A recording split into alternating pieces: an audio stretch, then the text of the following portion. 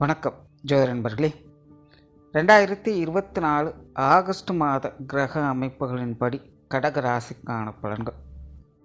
இந்த மாதம் உங்களுடைய ராசிநாதன் ராசிக்கு 12ஆம் இடத்துலேருந்து மாதம் ஆரம்பிக்குது. ராசியில் சூரியனுடைய சேர்க்கை இருக்கும். கடகராசியை பொறுத்த வரைக்கும் அஷ்டமச்சனி நடந்துக்கிட்டு இருக்கிறதுனால பொதுவாகவே எல்லா விஷயங்களும் கொஞ்சம் மந்தமாகத்தான் போய்கிட்டு இருக்கும். ஆனால் இந்த மாத கிரக அமைப்புகள் கடகராசிக்கு ஒரு சாதகமான நிலைகளில் செயல்பட்டுக்கிட்டு இருக்குது.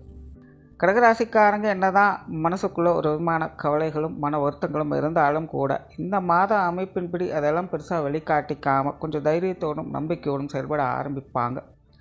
அவங்களுக்கான சில புதிய விஷயங்கள் காரியங்கள் நல்ல முறையில் கைக்கூடி வருவதையும் பார்க்க முடியும். குறிப்பாக கடகராசிக்காரங்க இந்த மாதம் முழுவதுமே குடும்ப விஷயங்கள் காரியங்களில் கொஞ்சம் அதிக ஈடுபாடுகளை காட்டி வருவாங்க.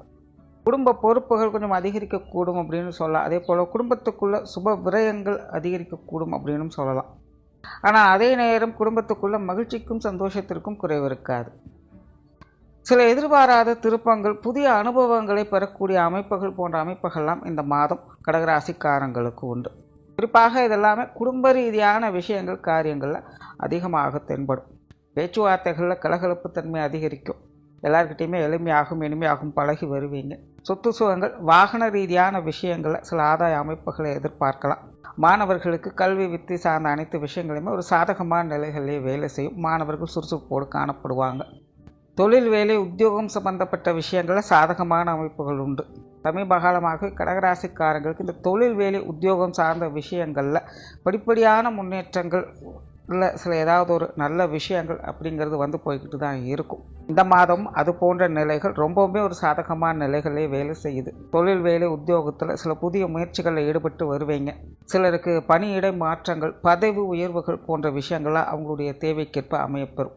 ரொம்ப நாளாக எதிர்பார்த்துக்கிட்டே இருந்திருப்பாங்க. ஏதோ ஒரு வகையில் தட்டி போயிட்டே இருந்திருக்கும். இந்த மாதம் அது போன்ற விஷயங்கள் எதிர்பாராத வகையில் கைக்கூடி வருவதற்கு வாய்ப்புகள் அதிகம் உண்டு. இல்லை அலுவலகங்களில் சில முக்கிய பணிகள் பொறுப்புகள் உங்களை நம்பி ஒப்படைக்கலாம். அதன் மூலமாக உங்களுக்கு ஒரு அப்கிரேடேஷன் பேரும் புகழும் போன்ற அமைப்புகளை பெறக்கூடிய அமைப்புகள் உண்டாகலாம்.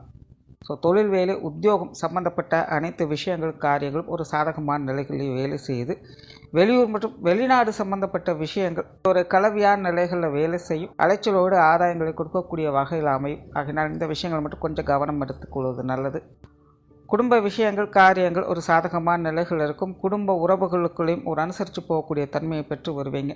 குறிப்பாக கடகராசியை பொறுத்த வரைக்கும் இந்த மாதம் குழந்தைகள் சம்பந்தப்பட்ட விஷயங்கள் மற்றும் உடன்பிறப்புகள் சம்பந்தப்பட்ட விஷயங்கள்லாம் ரொம்பவே ஒரு சாதகமான நிலைகளில் இருக்கும். குழந்தைகள் சம்பந்தப்பட்ட விஷயங்கள் மூலமாக மன மகிழ்ச்சி பெறக்கூடிய அமைப்புகளை பெற்று வருவீங்க.